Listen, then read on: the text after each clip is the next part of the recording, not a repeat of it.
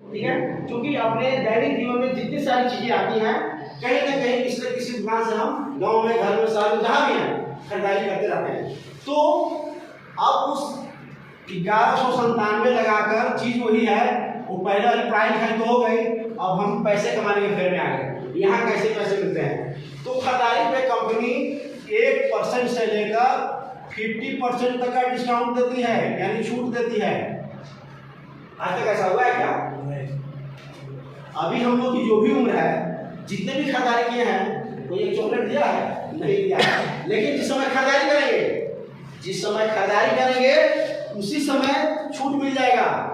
यानी जो चीज 10 रुपए का हो सकता है आपको 9 रुपये मिल जाए, 9.5 रुपये मिल जाए, 10 रुपये, उस मार्केट से सस्ता जरूर मिल जाएगा। ठीक है। दूसरी चीज है मंथली खरीदारी। महीना में भी हम वो जब खरीदारी करेंगे तो खरीदारी करते करते करते महीना में एक अमाउंट बन जाता है, मोटा अमाउंट बन जाता है।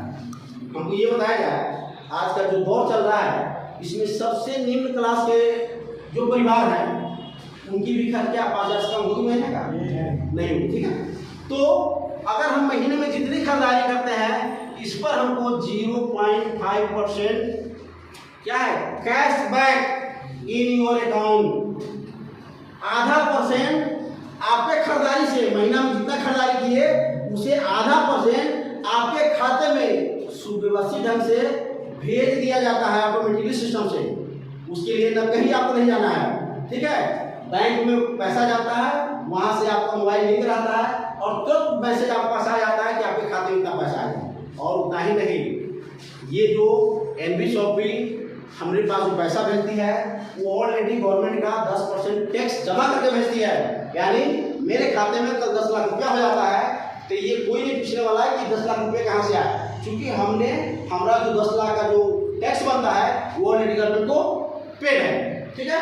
इसलिए हमारे पीछे कोई टैक्स, इनकम टैक्स कोई नहीं आने वाले हैं। और हमारे अकाउंट में ऑलरेडी उनका ट्रांजेक्शन ID रहता लगा हुआ NB शॉपिंग का, इसलिए वही देख के समझ आते हैं बैंक वाले कि किसी न किसी मार्केट का चीज है और ये ऑलरेडी सारा भुगतान है। तो महीना में जो खरीदारी करेंगे उस पर आपको 0.5% कैशबैक है, आपके खाते में ऑटोमेटिकली आ जाएगा। तीसरी चीज क्या है?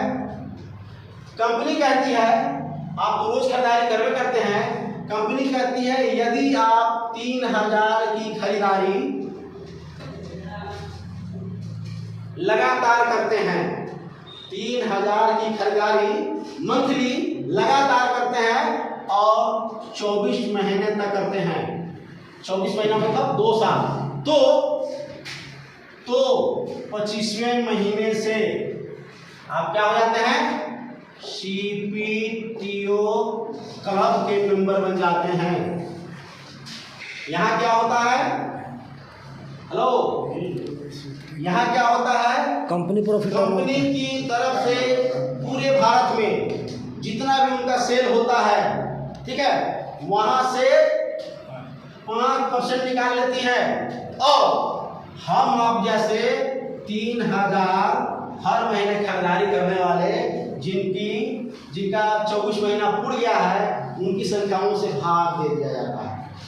ऐसी स्थिति क्या होता है? यहाँ पर 5000 पड़ा तो 5000, 10,000 पड़ा तो 10,000, 15,000 पड़ा तो 15,000, बराबर सभी के खाते में भेज दिया जाता है।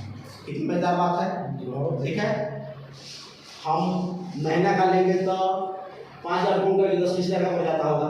ठीक है। लेकिन अगर कंटिन्यूटी के साथ अगर 3,000 की खरीदारी हम करते हैं और 24 महीना तक करते हैं तो 25वें महीने से इस बेनिफिट का भी हम हकदार बन जाते हैं और ये भी ऑटोमेटिकली खाते में भेज दिया जाता है। अब हम लोग क्या करते हैं, यहाँ से खरीदारी की बात हो गई। अब थोड़ा सिस्टम समझते हैं कि चेन सिस्टम, हम लोग नेटवर्किंग करते हैं तो नेट का मतलब होता है जाल।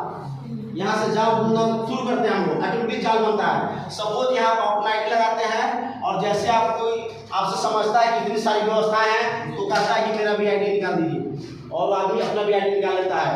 उससे भी कोई समझता है वो भी कहता है कि मेरा भी ID निकाल दीजिए, और इस तरह से ID निकलते निकलते एक लंबी सी नेट बन जाती है, जाल बन जाती है।